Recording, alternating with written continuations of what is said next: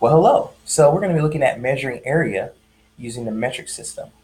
So with distance in the metric system, we went from point A to point B, we had meters. So with area, we will have square meters. Why? Because going from point A to point B and then covering this distance, when done perfectly, a meter by a meter would be meters squared or square meters. So what does that mean for our other conversions? What does that mean for our other prefixes and everything else? Well, if I want to have a square or a kilometer, square kilometer or kilometer squared, what would have to happen? Well, what do I know for a fact? I know for a fact that 1,000 meters is 1 kilometer. So if I want a square kilometer, I would have to square 1,000. Or I would have to get 1 million square meters. Okay, I had 3 zeros here, now I'm going to have 6. So what does that mean for the rest of them? Same thing, they would have to be squared. So this would end up being for 1 square hectometer. 1 hectometer is 100 meters. So if you square that, that would be 10,000. Okay, for a decameter, 1 decameter is equal to 10 meters. So if we square that, we get 100 square meters. Now for 1 square meter, if we square that, we still get 1 square meter. That's right. For a decimeter, though, it's going the other direction. We have normally for 1 decimeter, we have a tenth of a meter, but for a square decimeter,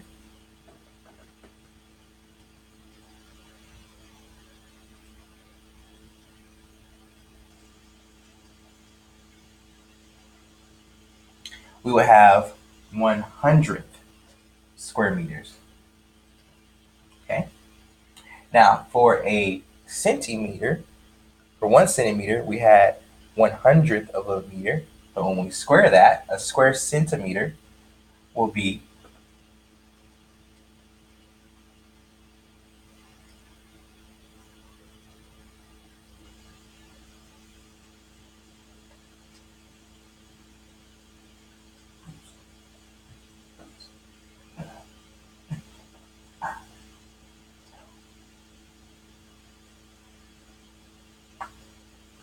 all right. So we have 1/10,000th of a meter, square meter. And for the last one, 1, 2, 3, 4, 5, 1,000, 2,000, 100,000, billion. We get 1 million.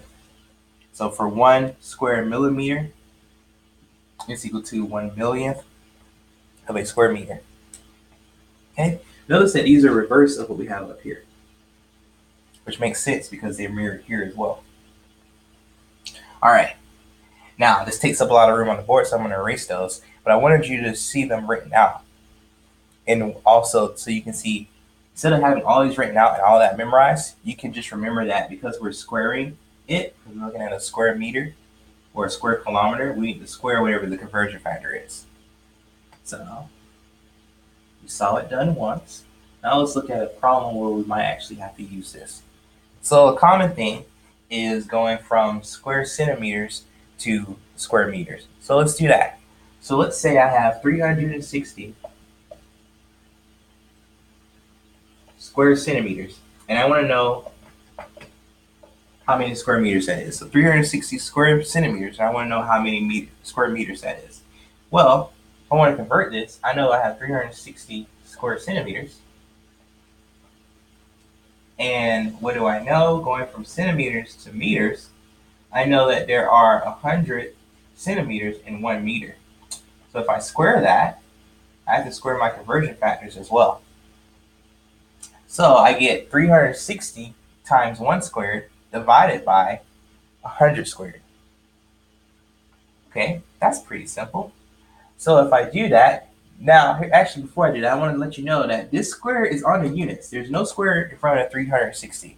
That is a common mistake that students make. They put a square on the 360 because they see it next to the unit. That is not how this works. that square is specifically telling me that this is centimeters squared.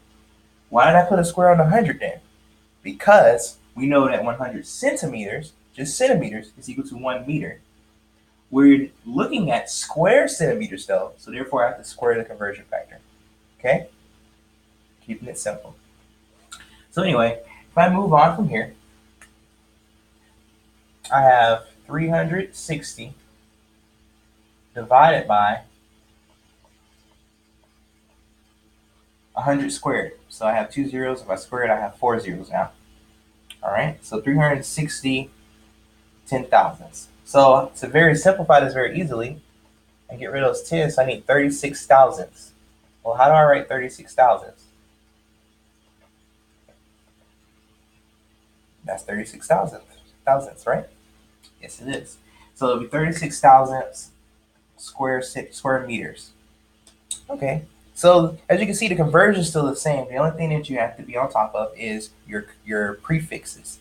Because if you understand your prefixes and how they change, for instance, as we move up in the values, notice that we have to increase by powers of 10 our meters that this will equal to. As we go down, we will have to divide by powers of 10.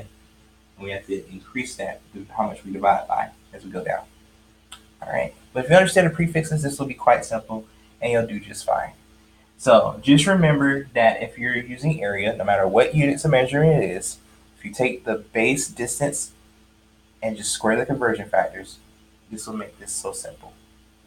Okay?